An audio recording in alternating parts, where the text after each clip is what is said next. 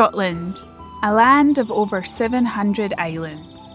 You've probably heard of the famous Isle of Skye or the historic Orkney Islands. However, there are so many other islands in Scotland to explore. With an abundance of wildlife, world-class beaches, exhilarating single-track roads and colourful harbour towns. Join me as I spend the next few days exploring Scotland's Isle of Mull.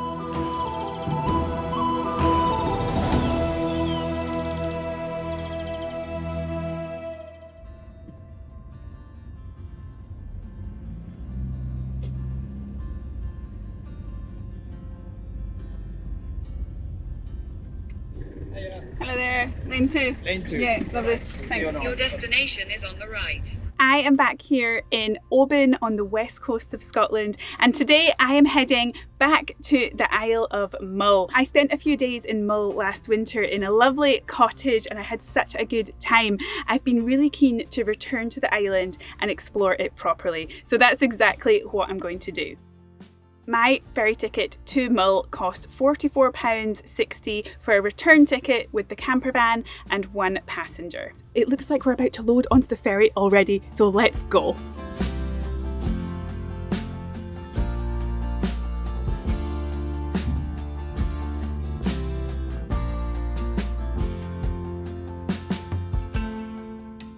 That is me parked up on the ferry. Time to go to Mull. The ferry from Oban to Craignure is the main route to the Isle of Mull and takes around 1 hour. It's a popular crossing that often books up in advance. I bought my ticket about a month ahead.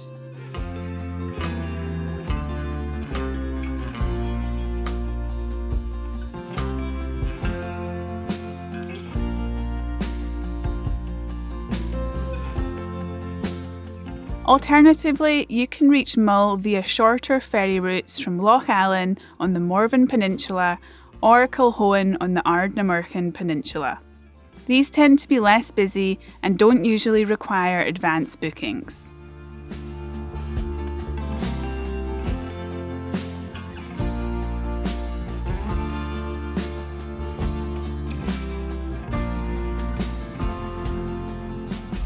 We are about to get off the ferry here in Mull. It was such a beautiful crossing. The skies were so blue, the views were amazing.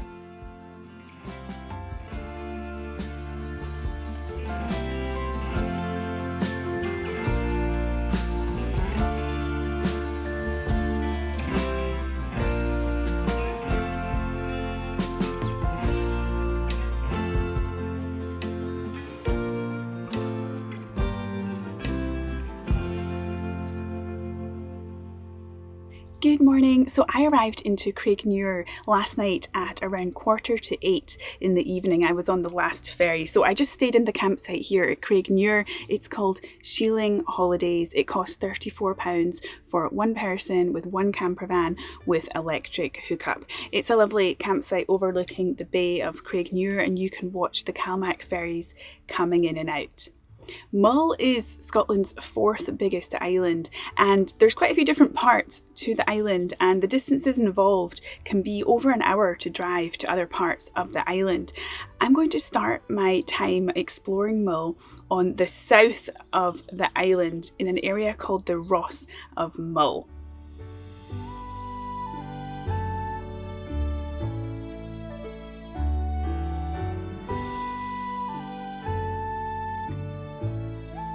I have just pulled up here at Duart Castle and it is so impressive. It's perched on a cliff top in front of me.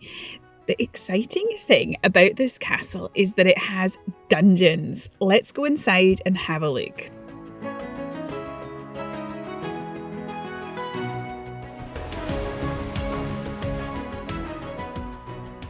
Duart Castle overlooks the Sound of Mull and is the ancestral seat of Clan MacLean. It dates back to the 13th century.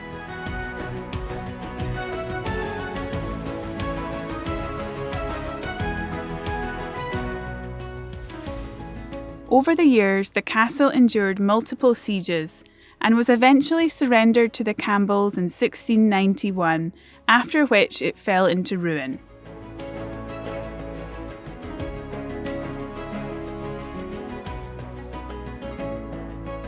In 1911, Sir Fitzroy Donald Maclean, the 26th clan chief, purchased and restored the castle, re-establishing it as the clan seat.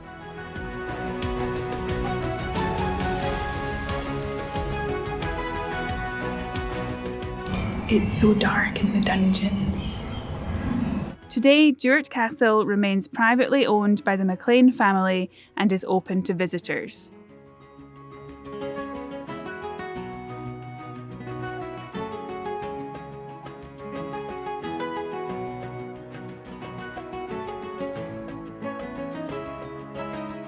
From the upper floors of the castle, it was possible to see Ben Nevis, Scotland's highest mountain, in the distance.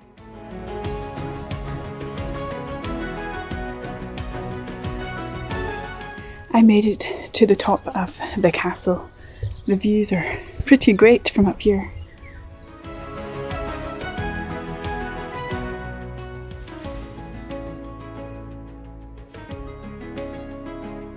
It was so interesting to see inside the castle because I often go to derelict castles around Scotland and you have to imagine what the castle would have looked like. But because the interiors are all done out, that's what the castle probably would have looked like 500 or 400 years ago. The entrance fee to the castle is £12, which is probably a little bit more than what the entrance fee would be to other castles in Scotland, but I imagine there's probably a lot of costs involved in the upkeep and maintenance of a castle like this, and that's why many castles in Scotland became abandoned many years ago. But if you're on the Isle of Mull, I definitely suggest coming here. It is a really nice castle to see. Before I head any further, I'd like to mention about Wild, who I've partnered with on today's video.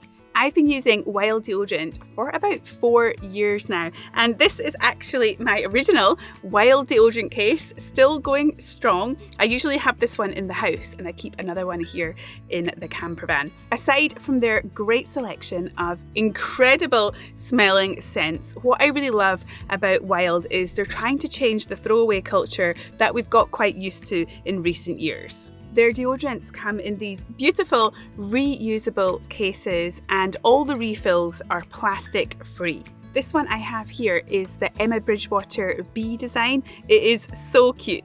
My favourite scent at the moment from Wild is called Summer Breeze, and it smells really crisp and fresh, a bit like clean sheets drying in the sunshine. Their deodorants are made from plants, contain natural ingredients, and are vegan and cruelty free. They last for up to 24 hours and they definitely do work, in case you are wondering. I wouldn't still be using Wild deodorant after 4 years if it didn't work. They also have mini deodorants, which are great for travel. I always use them when I go on holiday, and they have body washes and lip balm. If you want to give Wild deodorant a try, now is the perfect time because they have a fantastic offer available for a limited time only. They are offering 20% off all their products. So to claim this fantastic offer, all you need to do is enter the code RUTH2025 at the checkout. You can click my link in the video description below to go over to the website or scan the QR code on the screen. I'll definitely be making the most of this offer, stocking up on all my favourite refills. Thanks again to Wild for making it possible to film this video today. Now let's head to the next spot. I have now arrived at the Inverlussa Mussel Farm. So this is an honesty box where you can get mussels, and it's definitely worth a stop. I actually came here last year and I got a huge bag of mussels. I think I got 2 kilograms of mussels and I had to eat them all because it was my last night on Mull, and it was a very long time before I could eat mussels again. There were so many, but if you're heading down here and you like mussels, it's definitely worth stopping in here. I'm not planning to buy any mussels today because I don't really have a big enough pot in the campervan to cook them.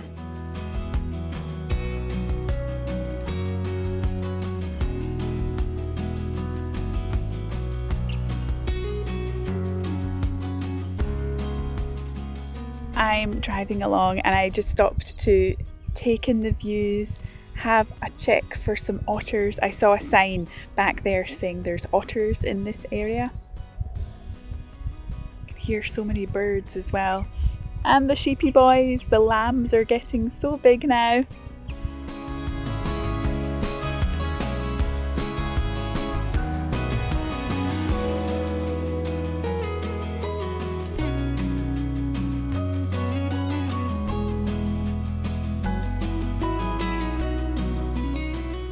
That was such an amazing drive all the way down that very, very long single track road. And that's one of my first impressions of the Isle of Mull, is that there's a lot of single track roads on the island. So if you meet a vehicle, you need to be prepared to reverse back. Or if you find that you're driving and then there's lots of vehicles behind you, or even one vehicle, you can pull in to one of the passing places and let them pass. And that's something that's really nice to do, because the locals who live on Mull or on these different islands, they'll know the roads really well, so they tend to drive a bit faster than people like me in a slow camper van. And I'm also driving quite slow because I like to look at the views as well when I'm driving. At the end of this very long road is a post office, or an old post office, and it is now a cafe serving local produce. So I'm going to stop here for some lunch. The old post office is a small family-run cafe and shop. They use their own local beef, venison, pork, lamb, and locally grown fruit and veg when possible. You'll also find a selection of their meats available to buy in the shop's freezers.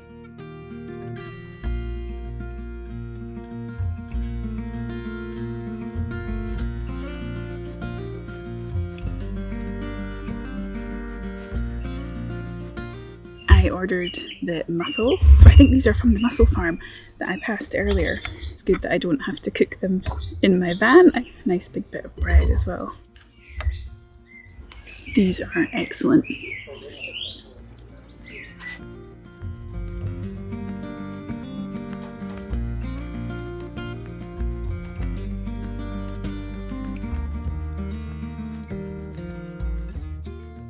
Nearby the old post office is the parking area for visiting some standing stones. On the way down, actually, the parking was full, so I've come on the way back.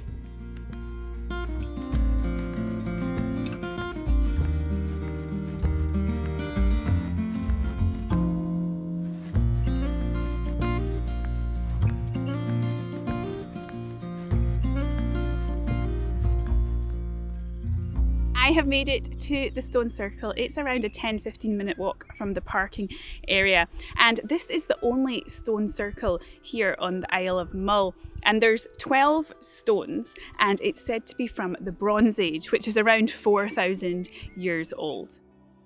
This stone circle consists of quite small stones compared to other stone circles you can find around Scotland. The tallest stone is around 2 metres high.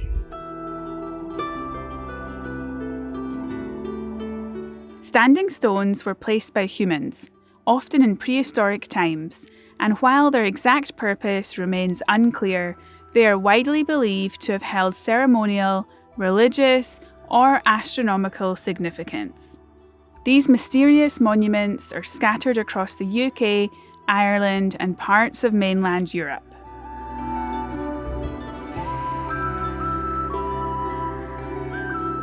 This one feels really special. I don't know what it is. Maybe it's the flowers, maybe it's the view, but I really like these standing stones.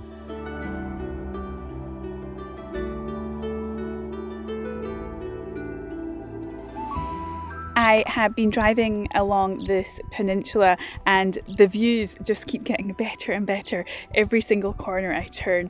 I have pulled in to a viewpoint called the Three Lochs viewpoint. From here you can see 3 lochs behind me.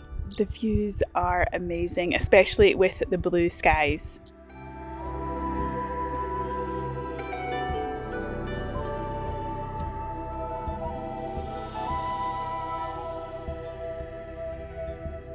I've made a little pit stop in a village to have a look at the views, and this drive is so long. I think from Craignure all the way to the end of the peninsula it's over an hour, and then obviously if you do all these different stops it adds on more time, but there's still quite a fair drive to go. Benmore is the only Munro on the Isle of Mull. In Scotland, a Munro is a mountain over 3,000 feet, and there are 282 in total. Of those, just 13 are found on islands. And I think on the right side, those hills there, that's where I maybe stayed at the bothy behind those ones over there. But in this place, there's a campsite as well over there. It's quite busy.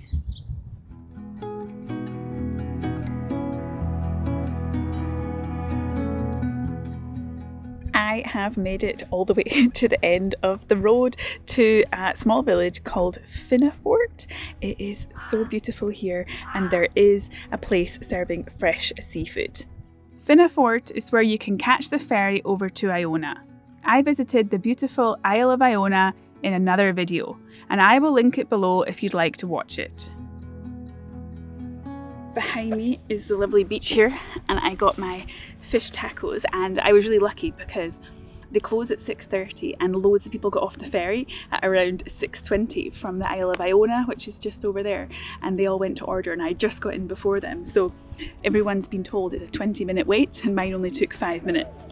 So I decided to go for the fish tacos. Quite a few things were already sold out, but I went for these and they look really good. Let's give these a go.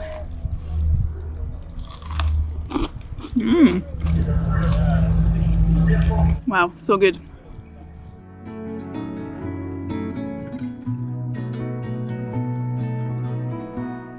I'm driving down to the campsite and there are Highland cows. They're so cute.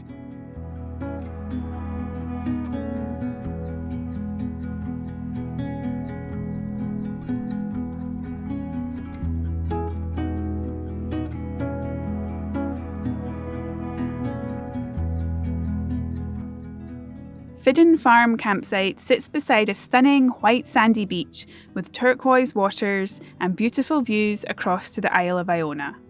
There's no need to book in advance and you're free to choose your own pitch, however they don't have electric hookup. The sunsets here are amazing. Definitely worth coming here for the sunsets, although it's quite a busy campsite even in May. So in the summer it's probably even busier.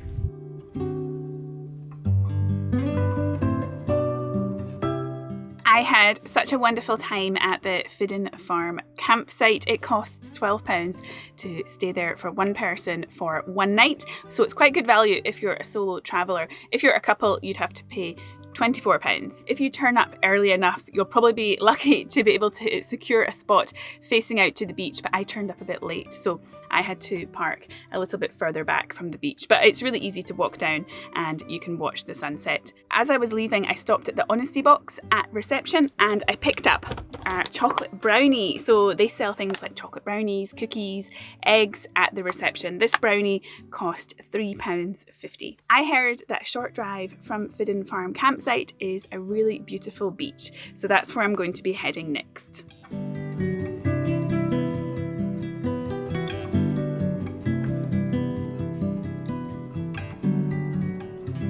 So to head down to the sandbar, it seems you can park here, and then the path is down there, but I parked over there a little bit further back and walked. I didn't know you could continue on. Wow, this beach is gorgeous and it's very quiet as well. I was speaking to some people who said there's multiple beaches here, so I'm going to continue walking and see what else I can find.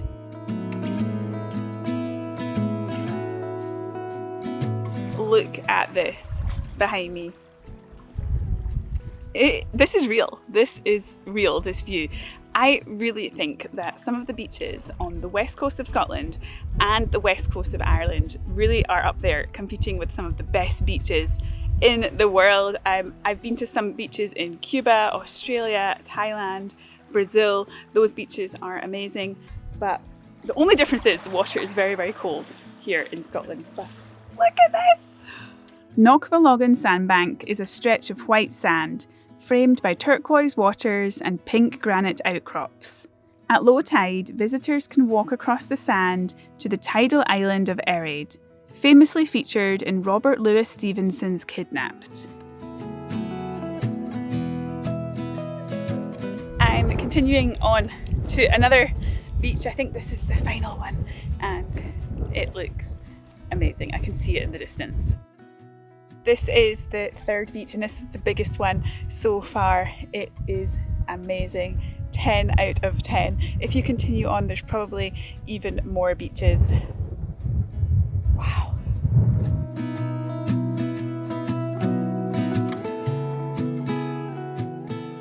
I am going to head back now. I really don't want to leave. This is such a special place, and there's some places that I visit and I think I will definitely return, and this is one of them. The Isle of Mull is so big, there are so many other places to see, so I'm going to continue on and head to the next place.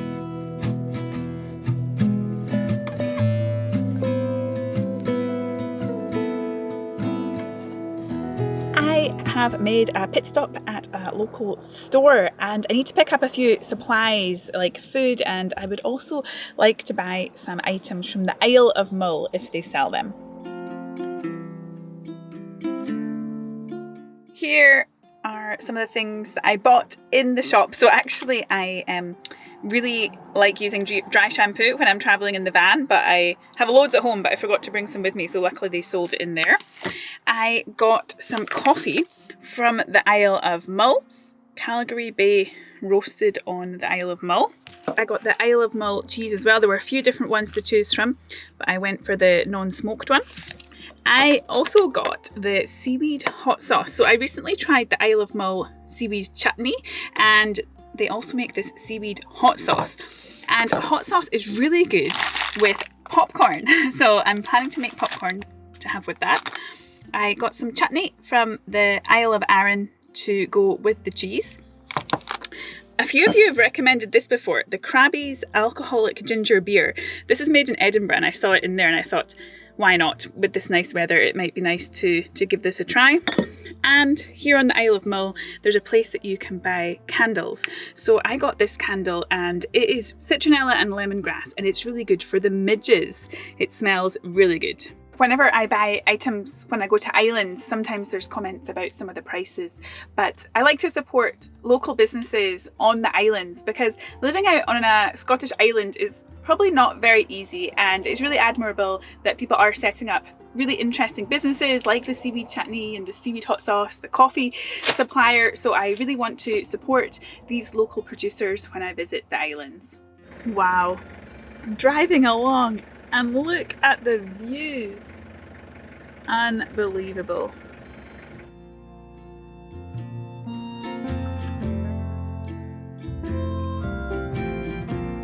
That drive was unbelievable. Such amazing views. I've now made it to the starting point of a walk to a cave. This is said to be one of the longest caves in the Hebrides. I was just speaking to the farmer. He said it's around a 15-minute walk from the parking area here, and he told me to bring a head torch with me and to check the tide times because this cave is only accessible at low tide. So the low tide is in about an hour or 2 hours, so it should be on its way out and I should be able to get into the cave. The view is unbelievable from here to the cave. Wow.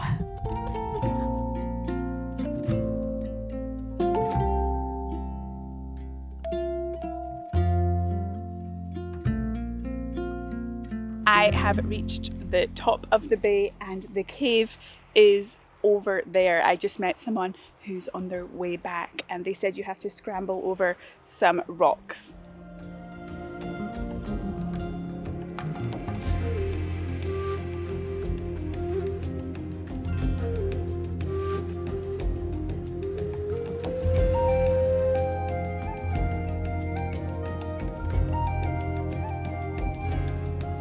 After a scramble over all those rocks, I have made it to the entrance of McKinnan's cave. I think this is the most difficult to access cave I've ever been to. So let's go up and have a look inside. I'm so excited.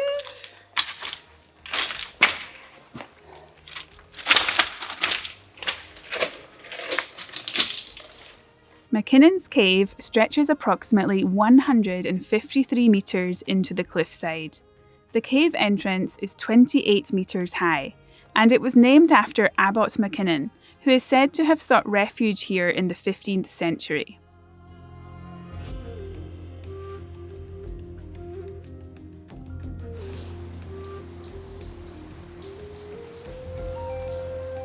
The cave is huge, so tall.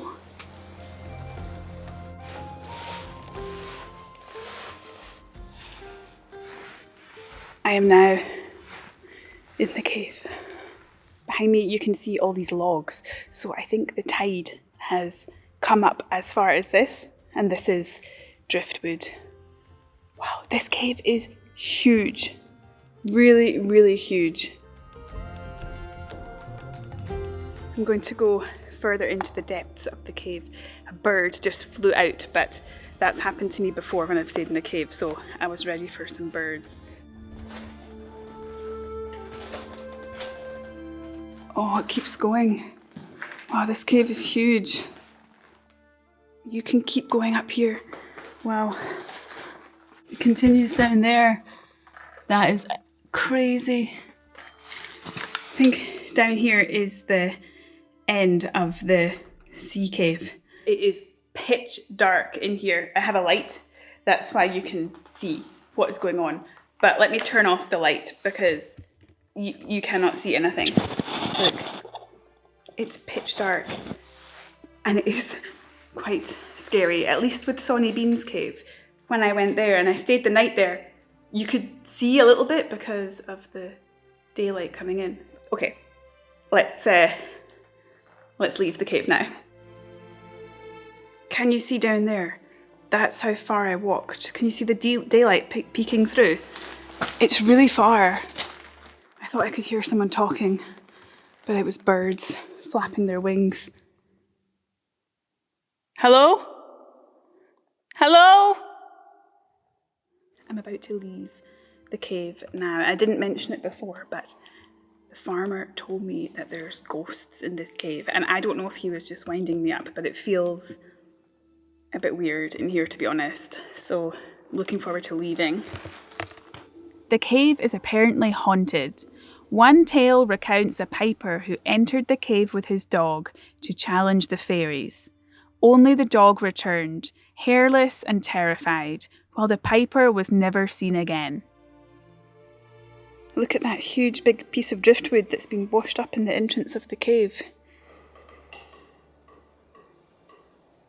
Hello? Oh, these birds. I am so glad to be out of the cave. There's some really weird noises and I think there's more birds up there. A different type of bird. Or maybe it's a bat. I'm not sure. The cave was totally brilliant, and the walk there in the sunshine, I think that is my favourite thing that I've done on the Isle of Mull so far. Going to continue on, and the next area that I'm going to, people have spotted eagles there before. I think they might be sea eagles. I'm going to head there next.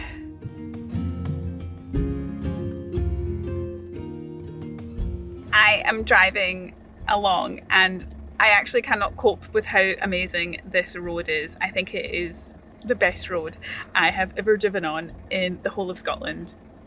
It is incredible. It's a bit scary because I'm right beside the water and then there's the hills and the cliffs on this side, but it's amazing. Look at that. It's just winding around the side of the hill there. Is that an eagle flying around? Maybe it is. No, it's a piece of dirt on the windscreen. It's not an eagle.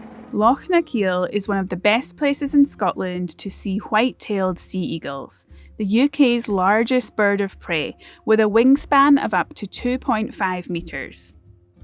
These birds were reintroduced to Scotland in the 1970s, after being driven to extinction in the early 20th century, and Mull has since become a stronghold for them, with around 22 breeding pairs recorded on the island.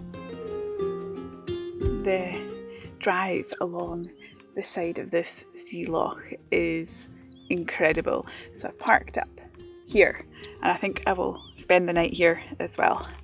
I have opened up the back door of the van And it is so sunny. I think I'm going to see the sunset come down. This is amazing. Oh, this is just, there's no words. There's no words to describe how happy I am right now. This is amazing. It is magnificently sunny. I put the fridge on the coldest setting. Let's get this cracked open. Oh, I really feel like I'm on holiday. Let's give the Crabbies from Edinburgh a try, the alcoholic ginger beer. Nice, quite sweet.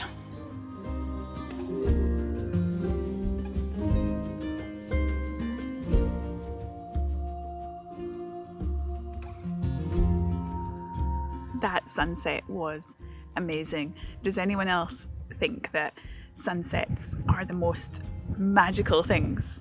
Even if you're feeling sad or you have, I don't know, you're not feeling great, a sunset can cheer you up. Now, time for some cooking. Well, not really. A little bit of dinner. Okay.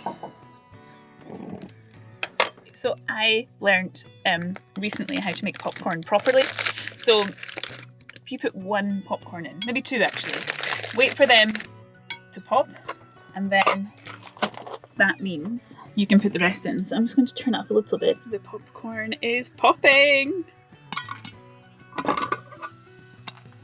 Oh! This evening's dinner is ready. So we have the popcorn, and I'm going to add some of the seaweed hot sauce. We have here the Isle of Mull cheddar, and I'm also going to light this one, the Isle of Mull candle. Time for the dinner. Oh, this does smell quite spicy. Oh my gosh. Oh, that hot sauce is really good. Let's light the candle. Oh, it smells so nice. Next, let's try the cheese. The Isle of Mull cheddar. So this is made from cow's milk. It's delicious. There was a smoky version of it, smoked version. I think that would also be quite nice. I'm glad I went for this one. Excellent.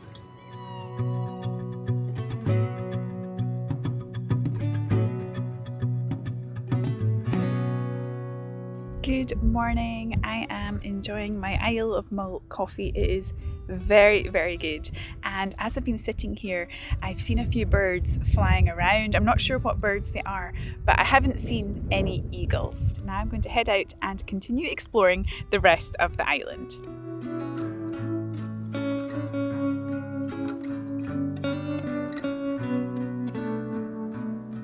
Around 5% of the people who watch this channel are watching from Australia. So hello everyone who's watching from Australia. Here on the Isle of Mull, there is something connected to Australia, which I think many of you will find quite interesting. I've just pulled up at the parking area, so let's go and have a look.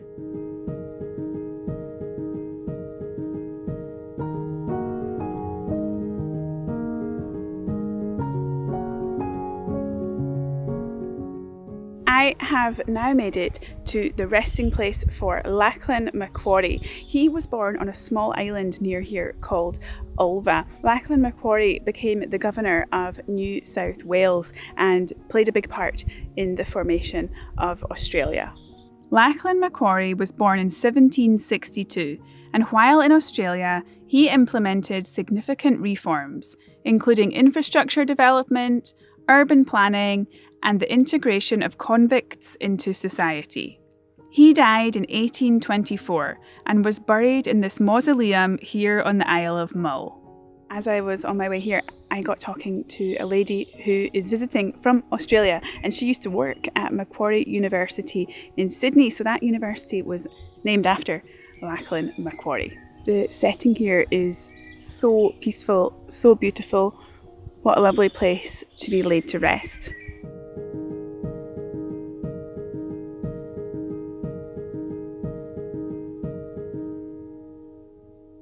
The views on the other side of the loch are also out of this world. As I've been driving along, I've been seeing a lot of people with cameras with huge big lenses, so I imagine they're trying to capture some photos of the sea eagles which are living in this area. I've now made it to the point where you can catch a little ferry over to the Isle of Ulva, and from here you can also go on other boat trips to some different islands as well. I took a boat trip to the Isle of Lunga and saw thousands of puffins. I'll link that video below if you'd like to watch it. Here's a little honesty horse box with some crafts inside.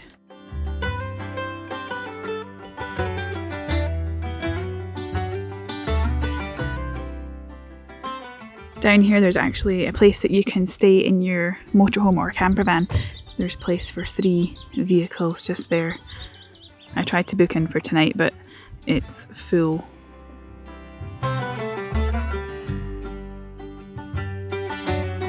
If you want to go over to the Isle of Ulva, you need to use this signal board here. So to summon the Ulva ferry, uncover the red panel, and then as the boat approaches, return it to white. How interesting. So a return ticket is £8 to go over. There is the Isle of Ulva over there. I'm going to check if the Boathouse restaurant, which I can see in front of me, if they're serving lunch, because if they are, I might go over and have lunch because I'm quite hungry. Okay, so I just checked and it seems that they serve lunch until 3:30. So I'm going to call for the ferry and head over.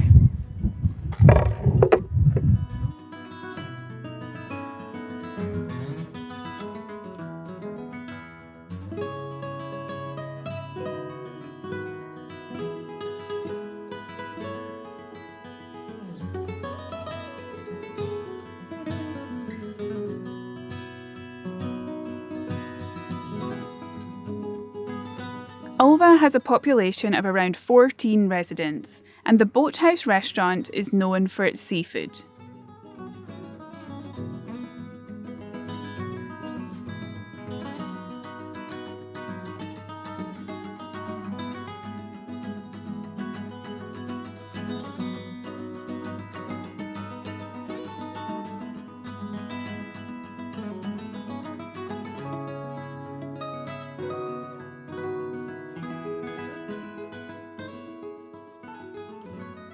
I ordered half a lobster and some oysters from the Boathouse, and the food is ready, and I've decided to sit down here at this boat shed to enjoy it.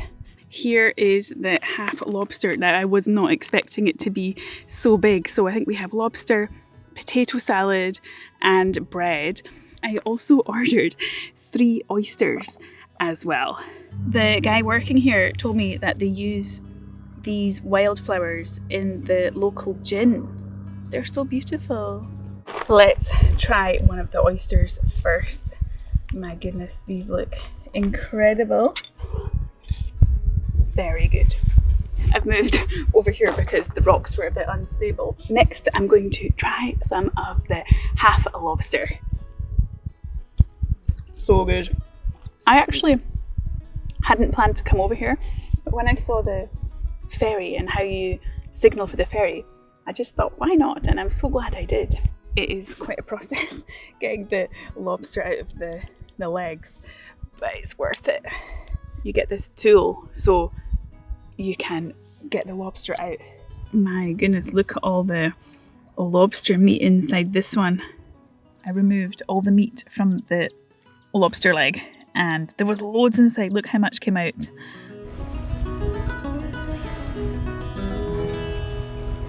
I am so glad I decided to come over here. The lunch was fantastic.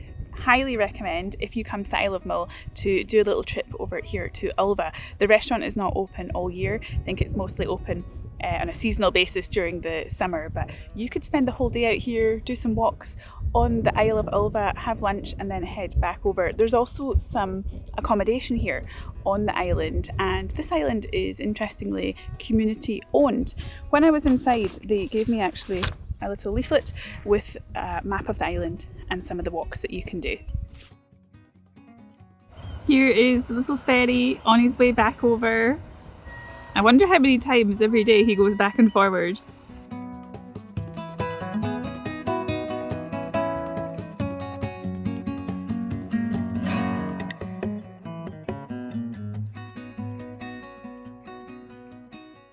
I was driving along the road and spotted a beautiful waterfall, so I stopped to take a closer look.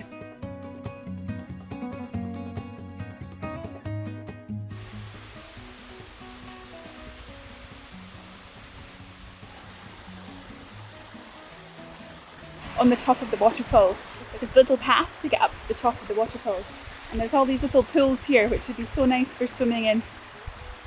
It's probably really cold though. Not too cold, it's quite nice.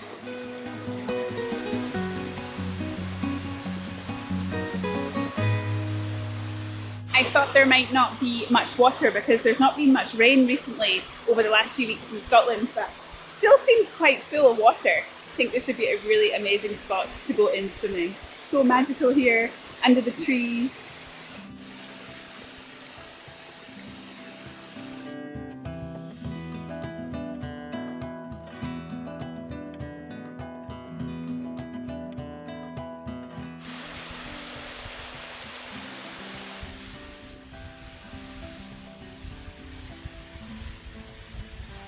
This waterfall is unbelievable, and I wouldn't have known that this bottom part was here if I hadn't flown the drone. So if you come here, make sure you walk down as well as up and see both parts of the waterfall.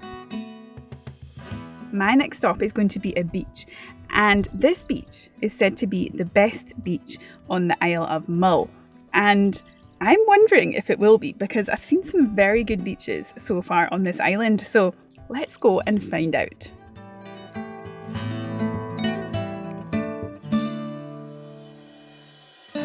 That road from the Ulva ferry to Calgary Bay was so beautiful, but it was like being on a roller coaster. There were some really tight hairpin bends, and I had to reverse back quite a few times because I met oncoming vehicles. So if you're not a fan of single track roads, I would recommend to avoid that road. It was probably one of the more challenging single track roads I've encountered in Scotland. I've now arrived at Calgary Bay, and it is so beautiful. When I was driving down into the bay to the parking area, I got a lovely view. I'm so excited to go down to the beach and see it properly.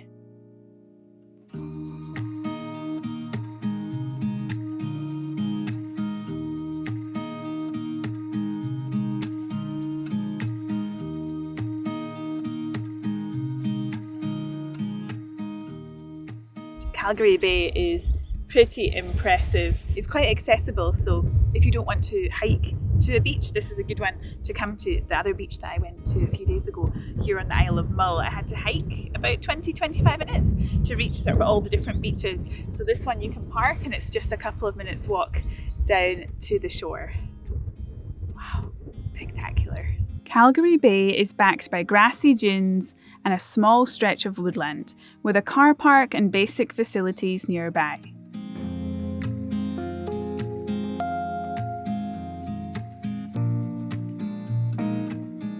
The name Calgary is said to have inspired the naming of Calgary in Canada after a 19th century visitor returned home.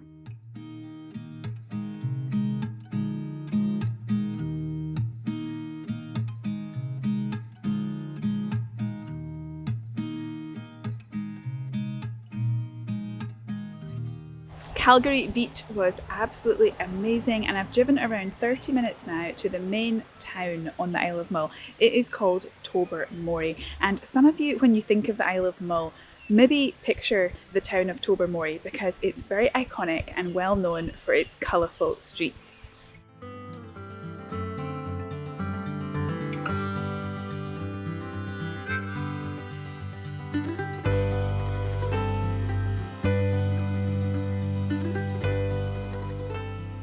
Tobermory is the largest town on the Isle of Mull, founded in 1788 as a planned fishing port. Before that, it was little more than a sheltered bay where ships could anchor and land supplies. Today, Tobermory is famous as the colourful setting of the children's TV series Balamory, and is home to the Tobermory distillery, which has been producing whisky since 1798. The town also has a museum, independent shops, and a co-op supermarket.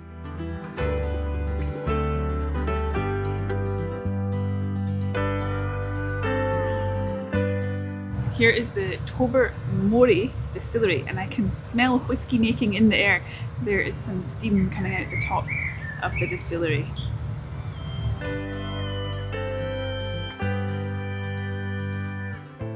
I have no plans to go into the distillery. I've been to so many distilleries recently, I think I need a break. I have so much whisky in the campervan. I think it's going to take me years to finish it all, and it's closed anyway because it's after 5 o'clock.